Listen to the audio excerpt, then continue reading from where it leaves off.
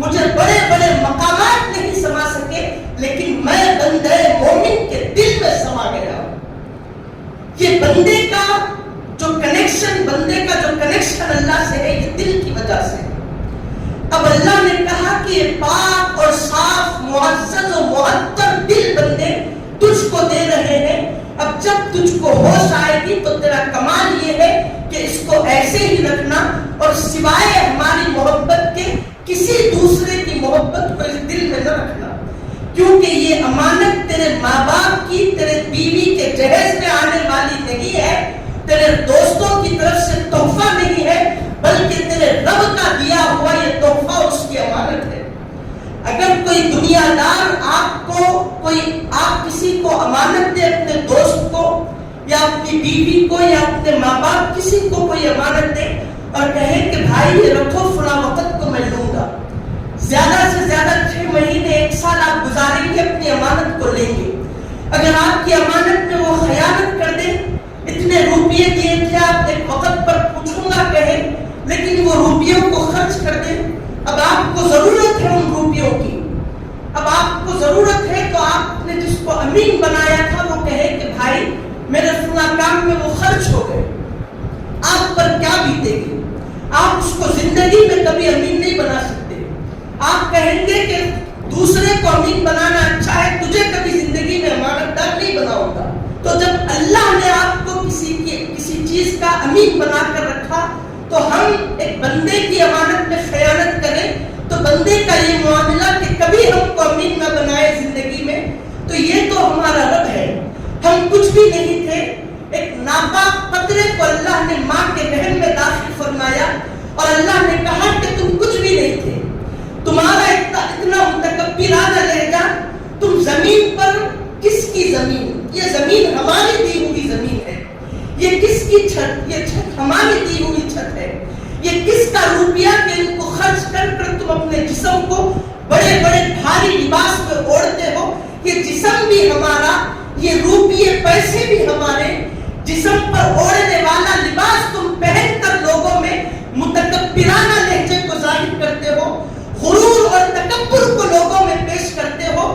یاد رکھو یہ لباس بھی تم کو ہم نے دیا، تم اپنے پیسوں پر اپنی جائیدادوں پر گھمنڈ کرتے ہو، یاد رکھنا یہ جائیداد کو تجھ کو ہم نے دیا، پھر تیری کاہے کی یہ غرض اور کاہے کا تیرا اکڑنا زمین پر اور دوسروں کو نیچا پن دکھانا۔ اللہ کہتا ہے کہ تو جو اب حیثیت میں ہے، تو جو اسٹیٹس میں ہے، تیری جو یہ کیفیت کے لوگوں کو دیکھ کر اپنے اسٹیٹس کو بڑھاوا دیتا ہے اور ان کو دیکھ کر اتراتا ہے اور ان کو کم تر جانتا ہے، یاد رکھ تو جب کچھ نہ تھا، کچھ بھی نہیں تھا، تو تجھ کو ہم نے بنایا۔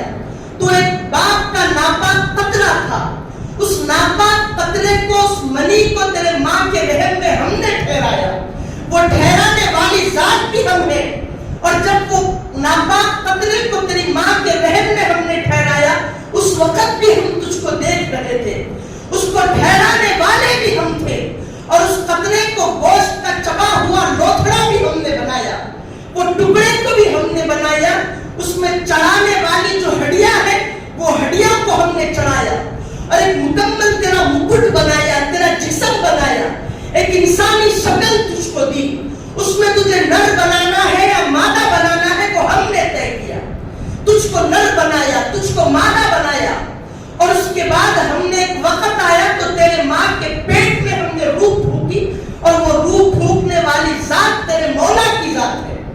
یہ ساری چیزیں ہم نے کی، 9 مہینے تیرے ماں کے پیٹ میں ہم نے زندہ تجھ کو رکھا، ایسے رکھا کہ تو سوچ بھی نہیں سکتا تھا۔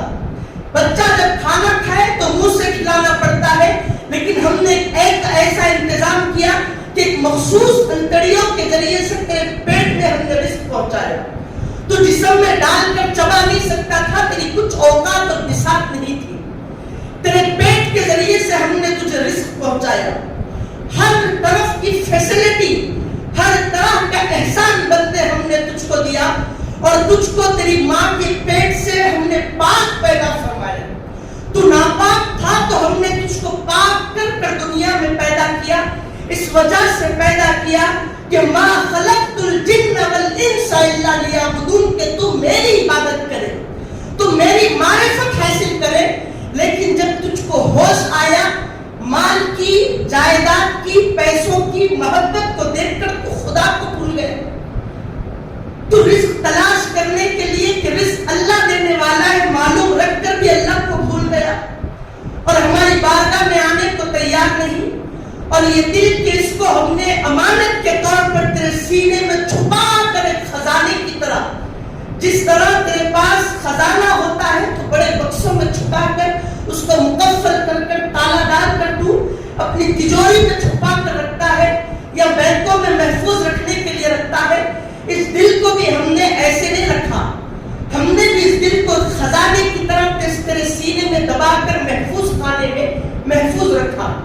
تو نے وہاں پر بھی سیاہی پھیلا دی، تو نے وہاں پر بھی سیاہی کو، تیری کارکردگیوں کو، جو گندی کارکردگیاں ہیں اس کو بھی پھیلا دیا۔ ہائے بندے تیرا کیا ہوگا؟ تو سامعین محترم، بندوں نے کیا کیا؟ بندوں نے اللہ کے کیے ہوئے ایک ایک چھوٹے بڑے احسان کو قدموں تلے رول دیا۔ یہ بندوں کا معاملہ، لیکن اللہ کہتا ہے کہ انہ هو التواب الرحیم، بندے تو کتنا ہی گندا کیوں نہ ہو مگر میں تیرا رب بڑا پاکیزہ ہوں، میری شان بڑی پاکی ہے، تو میری پاکی بیان کر۔ تیرے گناہ اگر سمندر کے جھاگ کے برابر بھی کیوں نہ ہو جائے، آسمان اتنا بڑا ہوتا ہے کہ کوئی آسمان کو چھو نہیں سکتا۔ ایک جہاز بھی اگر ہواؤں میں اپنی اڑان بھرے تو وہ جہاز، ایک پلین بھی اگر ہواؤں میں اپنی اڑان بھرے تو وہ بھی جا کر آسمان کو چھو نہیں سکتا۔ خدا کی قسم بندے، اگر تیرے گناہ آسمان کو بھی چھوتے ہو، اگر تو ہماری بارگاہ میں آ کر مولا میں بڑا گنہگار ہوں، مولا اب میرے گناہوں کو معاف فرما، تو میں رب ہوں، میرے رب ہونے کی قسم میں تیرے گناہوں کو معاف کروں گا۔ لیکن سامعین محترم، ہم نے اس دل کو اللہ کے حوالے نہیں کیا۔ اگر کوئی بندہ اس دل کو اللہ کے حوالے کرے گا تو خدا کی قسم اللہ کی محبت اس بندے کے دل میں پیدا ہوگی۔ جب محبت پیدا ہوگی تو اس کو کوئی چیز سامنے نظر نہیں آئے گی۔ اب وہ کہے گا کہ مولا اب مجھے تو چاہیے، اب کوئی چیز نہیں چاہیے۔ وہ ہر چیز سے، ہر ایک قسم کے معاملے سے فراخی اختیار کرے گا۔ اگر وہ پریشان ہوگا تو کہے گا کہ میری پریشانی اللہ کی جانب سے آئی ہے، اب مجھے اس پر صبر کرنا ہے۔ یہ بندوں کا معاملہ، نیک بندوں کا معاملہ ہوتا ہے۔ اب سامعین محترم، اب بعض بندوں کا، اکثر بندوں کا کیا معاملہ ہو گیا آپ کو معلوم؟ ایسا بڑا طبقہ اسی جماعت نکل گئی، بہت بڑی جماعت نکل گئی، کئی لوگ اس میں ڈیوائیڈڈ ہو گئے، بڑھ گئے، کئی لوگ ایک لشکر میں آ گئے۔ اب ان لوگوں کا یہ کہنا ہے گناہ بھی کرتے ہیں، نماز بھی نہیں پڑھتے، اللہ کے حقوق ادا نہیں کرتے۔ ایک آپ کو بڑی بات بتاؤں، اللہ نے دن میں بندے کو 24 گھنٹے عطا کیے۔ پورے 24 گھنٹے میں اگر بندہ 23 گھنٹے، کتنے 50 منٹ کو کیا بولتے ہیں، 59، اگر 23 گھنٹے 59 سیکنڈ اللہ کی عبادت کرے بندہ، پورے دن کے 24 گھنٹے میں 23 گھنٹے 59 منٹ اللہ کی عبادت کرے اور 1 منٹ اللہ کی عبادت سے غافل ہو جائے، دنیا کی بات کر دے، تو اس 1 منٹ کا حساب آخرت میں بندے کو دینا پڑے گا۔ اتنی بڑی بات، یہ بات میں اپنے سے نہیں کہہ رہا، یہ بات ان لوگوں کی بات ہے جو عبادتیں کر کر کر کر کر کر اللہ کے مقام پر فائز ہو گئے، اللہ کے ولی ولایت کے مقام پر فائز ہو گئے، جو متقین کی فہرست میں داخل ہو گئے۔ حتیٰ کہ ان لوگوں نے یہاں تک کہا ان 59 منٹ میں بھی اگر ایک لمحہ، وہ 1 منٹ کا اگر ایک لمحہ بھی زائد ہو گیا سیکنڈ، تو بھی اس سیکنڈ کا جواب اللہ باقی رکھے گا۔ وہ سیکنڈ اللہ کے یہاں اس کے دفتر میں باقی رکھے گا، کرامن کاتبین اس کو لکھیں گے کہ پوری اس نے عبادت کی اور 1 سیکنڈ یہ غافل رہا، تو قیامت کے دن جب اس کو کھڑایا جائے گا، فرشتے ٹھہریں گے پیچھے، تو دفتر میں کہیں گے کہ ساری زندگی عبادت کیا، یہ 1 سیکنڈ تھا اس کا، یہ 1 سیکنڈ مولا تیری لفظش کیا، اب کیا کرے بتا۔ تو سامعین محترم، جب بندے اللہ کے پاس ظاہر ہے تو مجھے بتائیں کہ ہم نے کئیوں گھنٹے اللہ کی نافرمانی میں غفلت میں گزارے تھے. آپ گناہ مت کرو, 24 گھنٹے میں گناہ مت کرو, صغیرہ گناہ بھی مت کرو, بس 1 منٹ خالی بیٹھ جاؤ, اس کا بھی حساب دینا ہے کہ وہ 1 منٹ تو خالی بیٹھا اللہ کی عبادت پہ کیوں نہیں کرا. ہم قرآن میں بولے تھے کہ اللہ لیعبدون, عبادت کے سوا کام کرنا ہی نہیں. اب ہم بولے کہ مولا پھر عبادت تیج کرتے رہیں گے تو پھر کام کاج کیا کریں گے؟ کام بھی کرنا لیکن اس میں اللہ کی رضا چاہنا, کہنا کہ مولا یہ کام کاج تیرے لیے کر رہا ہو تو پھر اس میں اللہ رزق دے گا, پھر وہ عبادت میں شامل ہوگا. کام کرے اللہ کی رضا مقصود نہیں, اس کا بھی جواب. ہر طرف سے بندے گھرے ہوئے ہیں. غلام کیا جی؟ غلام ایک آقا کی نگرانی میں چلتا. اگر غلام آقا کی نگرانی میں لے تو پھر اس کی غلامیت کہاں سے ثابت؟ آپ کا اگر نوکر آپ کے پاس کوئی نوکری کر رہا ہے, آپ بڑے مالک ہیں, تو اگر اتنے گھنٹے نوکر کو دینا ہے تو اس کا 1 گھنٹہ بھی ضائع ہو گیا تو کیا بول تو یہ کام کیوں نہیں کرا, 1 گھنٹہ کیوں ضائع کر دیا؟ یعنی آپ کے مالک کے پاس ہر لمحے کا حساب رہتا تھا. تو اسی طریقے سے اس سے زیادہ حساب اللہ رکھنے والا ہے. ہاں وہ جو طبقہ گناہ بھی کرتے ہیں, عبادت نہیں کرتے, نمازیں نہیں پڑھتے, جس طرح اللہ نے ان کو رہنے کے لیے کہا نہیں رہتے, باتیں بڑی بڑی کرتے ہیں, کہتے ہیں کہ نہیں اللہ کی رحمت بہت بڑی ہے صاحب, اللہ معاف کرتا ہے, کتنے بھی بڑے گناہگار ہیں تو اللہ معاف کرتا, یقیناً اللہ معاف کرتا. لیکن یہ جو لوگ کہتے ہیں عبادت نہیں کر کر, اس کی بندگی نہیں کر کر, کیا کہتے ہیں کہ اللہ کی رحمت بڑی ہے, انہیں کہاں سے بھی ہم کو بخش دیتا, یہ ان کی بڑی غلط فہمی ہے. تم جو اپنی زبان سے بات کہہ رہے ہو, تمہاری بات پہ یقین کرنا نہیں, اللہ کے کلام کی بات پہ یقین کرنا. ہم بولیں گے کہ اللہ کے کلام پر ہم کو ایمان ہے, اس پر یقین کریں گے.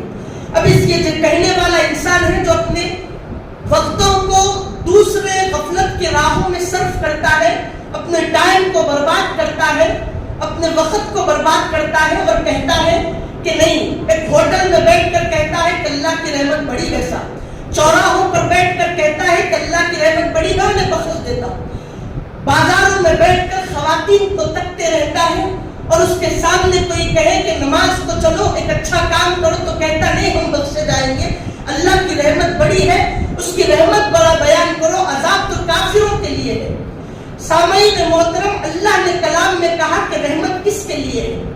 اللہ نے فرمایا ان رحمت اللہ قریب من المحسنین. اگر اللہ کی رحمت کسی کے ساتھ ہے تو وہ نیک بندوں کے ساتھ ہے. اب نیک بندے کون ہیں؟ اللہ نے کہا کہ نیک بندے وہ ہیں جن کے 24 گھنٹے اللہ کی عبادت میں گزرے. اسلام میں حضور پاک علیہ السلام نے کہا ایک مومن بندے کا سونا 6 گھنٹے سے زیادہ نہیں ہے. اب اطباء نے کہا کہ 8 گھنٹے صاحب نیند لو, ٹھیک ہے چلو 8 گھنٹے. اگر وہ سوئے بھی تو رات میں یہ نیت کرے کہ مولا میں سو رہا ہوں, یہ تیرے لیے سو رہا ہوں, تیری رضا کے لیے سو رہا ہوں, یہ نیت کر کر اس کو سونا چاہیے, وضو کر کر اس کو سونا چاہیے. اس لیے کہ جب وہ سو جائے تو بھی وضو کی بدولت اس کو اللہ تعالیٰ نیکیوں میں لکھ سکے. اللہ والے یہی کرتے ہیں, جب بھی آرام کیے وضو کرتے ہیں, سوتے ہیں تاکہ ان کا ایک لمحہ بھی اس کی عبادت کے ہٹ کر نہ جائے, غفلت میں نہ جائے. تو سامعین محترم یہی بات بتانا ہے. آپ نے کہہ دیا کہ اللہ کی رحمت بڑی ہے, لیکن اللہ خود کہہ رہا ہے کہ ہماری رحمت بہت بڑی ہے. لیکن ہماری رحمت ہے کس کے ساتھ؟ کافروں کے ساتھ ہماری رحمت نہیں ہے, گناہگاروں کے ساتھ ہماری رحمت نہیں ہے. ہے گناہگاروں کے ساتھ اللہ کی رحمت, لیکن کب ہے؟ اس وقت ہے جب کہ بندہ گناہوں سے بیزار آ کر اللہ کی بارگاہ میں گناہوں کو چھوڑنے کا اعلان کرے, توبہ کرے, اس کے بعد اللہ کی رحمت ہے. اب ہم نے پوچھا وہ بھی کب ہے؟ وہ بھی جب گناہ سے توبہ کرتا تو وہ مومن بندہ بنتا, وہ ایک نیک بندہ بنتا. تو اللہ نے کہا کہ ان رحمت اللہ قریب من المحسنین, یقیناً اللہ کی رحمت یہ محسنین کے ساتھ ہے, نیک بندوں کے ساتھ ہے. اب یہ جو بندے ہیں جو بازاروں میں رہتے ہیں, چوراہوں پر رہتے ہیں, نمازوں کو نہیں آتے, نمازیں نہیں پڑھتے, اپنے وقتوں کو ضائع, نمازی صرف عبادت نہیں ہے, بڑی عبادت ہے, بلکہ نماز کا بار بار اس کی تکرار کرنا پڑتا ہے, اس کے علاوہ بھی عبادتیں بہت ہیں. اللہ کے حقوق, بندوں کے حقوق میں وہ مخالفت کرتے ہیں, ان کو ادا نہیں کرتے. ایسے لوگ بندے جو ہے کہنے لگ گئے کہ اللہ کی رحمت بڑی ہے, سب انہیں بخش دیتا. ارے جب اللہ والوں کو دیکھے تو ساری زندگی روتے روتے اپنی زندگی گزار دی. حضرت عمر فاروق نے کہا کہ کاش میں انسان نہیں پیدا ہوتا, ایک گھاس کا چھوٹا سا ٹکڑا بن کے پیدا ہوتا, بکری چبا کے اس کو نکل لیتی اور میں ختم ہو جاتا.